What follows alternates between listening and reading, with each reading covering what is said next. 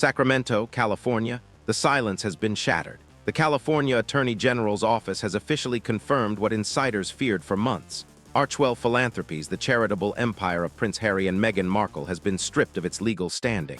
This is no rumor. This is no PR spin. For 284 days, the Sussexes operated in the shadow of legal warning, ignoring deadlines, ignoring letters, and ignoring the glaring gaps in their financial disclosures. At exactly 08:12 a.m., a delinquency notice was served. The legal world has never witnessed a collapse of this magnitude from two people who were once considered royalty in the global eye. Before we begin today's royal update, I want to take a quick moment. Many of you watch these videos but haven't subscribed yet, and you don't want to miss the latest developments and fascinating stories from the world of royalty. Subscribing is completely free and keeps you updated as everything unfolds. While you're here, tell us, where are you watching from? Share it in the comments. It's amazing to see viewers joining us from all around the world. Prince Harry, previously heralded as a champion of service and global philanthropy, is now labeled delinquent. Sources confirm he attempted to mitigate the fallout with a symbolic fee of $50,000, a small gesture dwarfed by the $11,284,500 unaccounted for in Archwell's ledgers.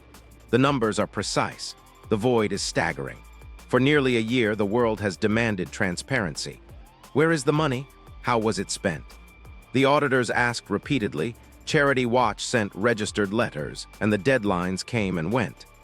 Yet the Sussexes remained silent, cloaked in arrogance, shielded by celebrity, and protected only by the walls of their Montecito mansion. Inside that $18 million fortress, chaos reigns. Witnesses report that Meghan Markle confronted her lead attorney in a fit of rage, slamming her hand on a marble countertop and trembling with disbelief. "Fix this immediately," she reportedly demanded.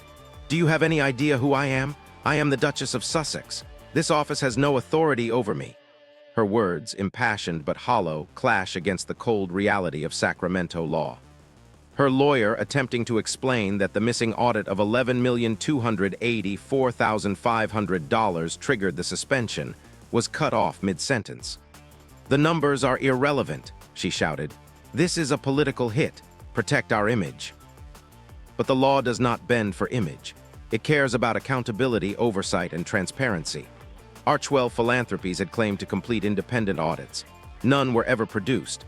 Charity Watch, relentless in pursuit, had delivered 3 formal ultimatums. The third, signed at exactly 10:45 a.m. on January 6, 2026, went unanswered. No phone calls, no emails, no documents. Silence now met with the hammer of state action.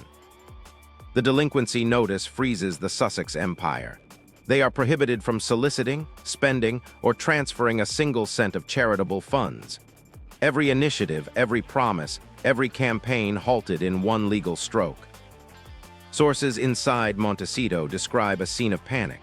Advisors and staff watched as their once celebrated platform disintegrated. They recount arguments about the $11 million discrepancy that were dismissed outright. Former financial consultants flagged the problem months ago, only to be told, "You are here to organize impact reports, not question the Duke or Duchess. That ledger is off limits."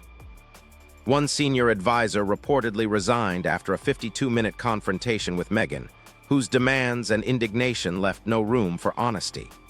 The charity, once a beacon of global goodwill, had been reduced to a 2-person board, Harry and Meghan. No independent oversight, no accountability, no checks and balances. While the world saw photo ops and glossy magazine covers, the inner workings of Archwell crumbled. $1,420,000, earmarked for global relief, had been diverted to private jets, luxury hotels, and elite security details for the Sussexes' personal tour. From Nigeria to Colombia, from Montecito to Park City, the disparity between their public mission and private expenditures widened. The charity's image, once carefully curated, is now exposed as a thin veneer over systemic financial mismanagement. The consequences are immediate. Harry's reputation, once tied to service and advocacy, is now inseparable from legal delinquency. Meghan's ambition, previously amplified by Hollywood and social media, is now overshadowed by the spectacle of unaccountability. The first domino has fallen. Sacramento has spoken. Archwell Philanthropies is frozen, its empire crumbling, and the Sussexes are left to confront the reality they refuse to see. The clock has started ticking, and the fallout from this catastrophic filing is only beginning. Montecito, California. The walls of the Sussex mansion no longer provide sanctuary. Inside, the atmosphere is thick with dread and recrimination. Sources report that the once unshakable partnership between Harry and Meghan has fractured under the weight of legal scrutiny. The Archwell ledger, previously treated as a guarded secret, is now under the microscope of state investigators, auditors, and global media. Every dollar, every transfer, every seemingly minor expense is being dissected, cataloged, and questioned. The $11 million gap is only the beginning. Luxury has become the central symbol of their collapse. From private Gulfstream jets to sprawling five-star hotel suites, Archwell's funds were repeatedly diverted for personal indulgence. A single flight from Los Angeles to Lagos cost $270,000, with security details, fuel surcharges, and accommodation fees included. Every high-profile trip, every press event, every charity engagement becomes a case study in misappropriation. Sources reveal that Harry's insistence on comfort during travel was met with passive compliance from Archwell staff, while Meghan allegedly oversaw the orchestration of every camera angle and social engagement to maintain a narrative of global benevolence. The internal tension is palpable. Witnesses describe late-night confrontations where Harry, exhausted and frustrated, questions the logic of their spending, while Meghan remains defensive, insisting that visibility and branding are essential for the Foundation's mission. "We can't be seen as weak," she reportedly said during a December strategy session. "Every appearance, every photograph, every press release is a statement of power. Without it, we are nothing." Harry, once motivated by service and purpose, is reportedly silent during these tirades, his face a mask of fatigue and resignation. Staff describe him packing rooms, staring at documents, and refusing to answer calls, as if retreating from a world he no longer controls. The financial fallout is accelerating. Internal documents indicate that additional transfers totaling $2,750,000 were redirected from charitable reserves to cover unforeseen costs of private security and luxury accommodations. These funds were earmarked for mental health initiatives and community projects, but instead financed an elite lifestyle. Former advisors who attempted to flag these discrepancies were ignored, threatened, or forced to resign. One senior consultant recalled being told, "You're here to manage impact reports, not question the Duke's choices. Do not touch the numbers." The culture of fear and secrecy is now part of the public record. While Harry retreats, Meghan's focus intensifies. Sources note that she has initiated aggressive networking campaigns, attending high-profile galas, brand launches, and celebrity dinners without Harry, signaling a strategic separation. Her objective is clear: reposition herself as an independent mogul, detached from the crumbling Archwell narrative. At a recent Los Angeles event, she reportedly spent 90 minutes exclusively courting influential figures, ignoring press inquiries about the legal status of the foundation. Meanwhile, Harry remained at Montecito, isolated, reviewing spreadsheets that charted the rapid depletion of their charitable resources. The impact on Archwell employees has been devastating. Staff members report a constant state of anxiety, unable to predict whether directives will be enforced, ignored, or suddenly reversed. Payroll, once meticulously planned, has faced interruptions as funds were redirected for private expenses. Donor confidence, previously buoyed by glossy annual reports, has plummeted. Major contributors have requested refunds, frozen pledges, or demanded detailed accounting statements. The combination of legal freeze, financial mismanagement, and public scrutiny has created a perfect storm that threatens to dismantle the Sussex brand entirely. In private, Harry is reportedly furious, not at the law, but at the lifestyle and decisions imposed by Meghan. Sources close to the couple claim that arguments over spending, public appearances, and the direction of Archwell became so frequent that staff members began keeping logs of confrontations. One insider described a scene where Harry, exhausted, slammed his hand onto a desk and said, "This isn't philanthropy anymore. It's a show." Meghan allegedly responded with a cold, measured voice. Then we fail, but we fail publicly on our terms. This clash of priorities underscores the unraveling of the partnership that once defined the Sussexes. The global ramifications are already visible. Media outlets are dissecting every aspect of Archwell's collapse. Social media has exploded with speculation, ridicule, and analysis. Commentators emphasize that the $11 million discrepancy is only a symptom of deeper structural failures. A two-person board, misappropriated funds, and a relentless pursuit of personal prestige over public good. The narrative of rebel royalty is rapidly being replaced by the story of reckless entitlement. Harry and Meghan, once symbols of modern royal independence, are now exemplars of financial hubris and fractured alliances. As investigators prepare for the next wave of filings, the Sussexes remain isolated. Montecito, their supposed sanctuary, has become a gilded cage. Harry retreats into silence and spreadsheets. Meghan maneuvers with precision and aggression. Luxury and ambition collide with legality and accountability, creating a volatile atmosphere. Archwell Philanthropies, once a vehicle for global influence, has become a cautionary tale. And with every passing hour, the fallout tightens, signaling that the collapse is not just financial.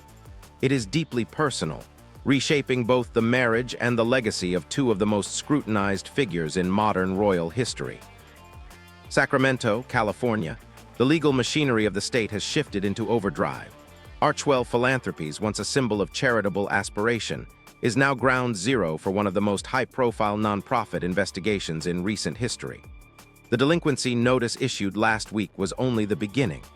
State attorneys have now frozen all bank accounts, blocked all fundraising activity, and demanded immediate submission of all financial records. Failure to comply is not an administrative misstep. It is a criminal violation with severe penalties. Every dollar previously funneled into luxury travel, security, or private residences is under review. The $11,284,500 discrepancy has triggered subpoenas, document requests, and forensic accounting that could take months to reconcile, if not years. Public perception has shifted dramatically.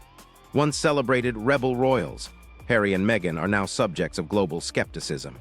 Media outlets around the world have run exposés detailing the misuse of charitable funds, private jet excursions, and lavish lifestyles funded by donors who were promised social impact. Social media commentary ranges from disbelief to outrage, as netizens dissect the disparity between Archwell's mission statements and its financial reality. Analysts describe a reputation hemorrhage, a crisis exacerbated by the couple's previous insistence on complete control over the narrative. Attempts to explain or contextualize expenditures are met with derision. Transparency, once optional in Hollywood PR spin, has become non-negotiable under the scrutiny of law and public opinion. Inside Montecito, tension has reached a fever pitch. Harry, increasingly aware of the legal jeopardy, has reportedly become withdrawn. Sources claim he spends hours reviewing bank statements, tracking invoices, and calculating potential liabilities, while Meghan continues to orchestrate public-facing engagements with meticulous precision. Staff describe a clear division of labor. Harry, silently absorbing the legal fallout, and Meghan, actively managing image and perception. Late-night confrontations reportedly involve accusations of mismanagement, disagreements over public messaging, and growing resentment over who bears responsibility for the crumbling empire. Witnesses describe a sense of inevitability in Harry's demeanor, a man who understands that the law may soon render him powerless. The looming threat from London adds a new dimension to the crisis. Sources confirm that the palace has been monitoring the California investigation closely. Internal communications indicate that the King and Prince of Wales view potential financial fraud charges as grounds for immediate action. A legal draft prepared by senior advisors at Westminster outlines a 24-hour execution clause. Any royal found guilty of significant financial misconduct in a foreign jurisdiction would face automatic revocation of all titles. In practical terms, if Archwell is found liable for fraud or embezzlement, Harry and Meghan could be stripped of their Duke and Duchess status within a single day. This is not a theoretical threat. It is a precise legal mechanism triggered by events thousands of miles away in Sacramento. The convergence of California law and British royal statutes has created a rare geopolitical paradox. American legal authorities now hold the power to indirectly determine the status of senior British royals. Palace insiders describe tense meetings at Adelaide Cottage, where Prince William and senior advisors mapped out contingency plans. The message to Harry was unambiguous. Any delay, any misstep, and the doors to royal privilege would close immediately. Meanwhile, Harry reportedly recognizes that his personal brand, once leveraged to secure Hollywood contracts and speaking engagements, is now intertwined with legal liability. Every media appearance, every promotional deal, and every charitable announcement risks triggering further scrutiny. Public perception has crystallized into a narrative of cautionary exposure. Polls conducted over the past 48 hours show a dramatic decline in favorable opinion of the Sussexes, particularly in the U.S., where their philanthropic credibility has long been central to their appeal. Analysts note that the combination of legal jeopardy and lavish spending creates a perception of entitlement and irresponsibility. Online discourse reflects a widespread belief that the couple prioritized personal luxury over their stated mission, amplifying the consequences of California's intervention. Social media campaigns highlight the $11 million unaccounted for sum, private jet travel costs, and security expenses as emblematic of a broader pattern of fiscal mismanagement. The internal atmosphere in Montecito remains fragile. Sources describe arguments escalating from financial concerns to personal grievances. Harry reportedly expresses frustration that Meghan continues to treat public engagements as branding exercises while legal exposure deepens. Meghan, in turn, maintains that every public appearance is essential to sustain influence, secure partnerships, and preserve legacy. The resulting dynamic is a precarious balance. Harry retreats into numbers, spreadsheets, and silence. Meghan projects confidence, visibility, and control. Staff members describe the household as divided, with employees unsure which leader to follow or which direction is legitimate.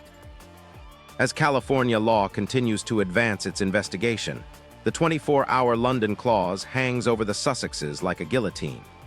Any verdict or formal charge against Archwell Philanthropies would immediately trigger revocation of royal titles, diplomatic protections, and legal privileges. The palace has reportedly prepared communications to swiftly enforce these changes, ensuring that the revocation is immediate, public, and irreversible. In effect, Harry and Meghan are caught in a dual-front crisis: American legal accountability on one side and British royal enforcement on the other. Every hour that passes magnifies the stakes, increases tension, and tightens the noose of scrutiny. In the coming hours, all eyes will remain on Sacramento's legal filings. Auditors, investigators, and journalists alike anticipate updates that could redefine the Sussex legacy. What was once a carefully curated narrative of modern royalty and global service is now a high-stakes confrontation with law, reputation, and survival. The 24-hour title threat from London transforms the situation from a regional scandal into a global reckoning. The choices made in Montecito over the next day will determine whether Harry and Meghan maintain any royal privilege or whether the Sussex identity, as it has been known for the past decade, ceases to exist entirely. The storm is no longer approaching. It has arrived, and its impact promises to reshape the narrative of both American celebrity and British monarchy. The final hours of the Sussex Empire are unfolding in real time. The California Attorney General's office has escalated enforcement measures. All remaining Archwell accounts have been frozen, legal notices have been hand-delivered to every associated address, and auditors are combing through 5 years of financial records. The $11,284,500 discrepancy remains the centerpiece of scrutiny, now joined by multiple ancillary irregularities. Every luxury flight, private security invoice, and high-end accommodation is being cross-referenced with donor statements, charitable filings, and internal ledgers. Insiders describe the atmosphere inside Montecito as apocalyptic. Staff members whisper about the looming loss of employment, reputations, and the privilege of working for the Duke and Duchess of Sussex. Harry's isolation has intensified. Sources report he spends nearly all waking hours in the Montecito study, reviewing spreadsheets and auditing past transactions, while Meghan attends back-to-back meetings with Hollywood executives and A-list collaborators. The contrast between the couple is stark. Harry consumed by accountability, Meghan focused on perception. Late yesterday, a heated exchange reportedly escalated over whether to disclose certain travel expenses publicly.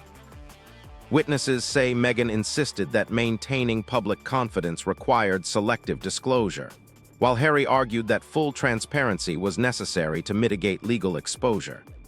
The argument ended with Harry leaving the room, shaking his head, and muttering that this empire is built on sand. Meanwhile, London has activated the 24-hour title revocation clause. Communications from the palace confirm that the legal machinery to strip Harry and Meghan of their Duke and Duchess status is ready. Should California file formal charges of financial mismanagement, Westminster will execute automatic revocation. Diplomatic protections will be removed, any remaining royal privileges nullified, and all future claims to status or title permanently erased. Insiders suggest that this clause has been reviewed and approved by senior advisors to King Charles and Prince William, who view the enforcement as essential to preserve both the monarchy's credibility and public trust in British institutions. As the final hours approach, the story becomes both legal and symbolic.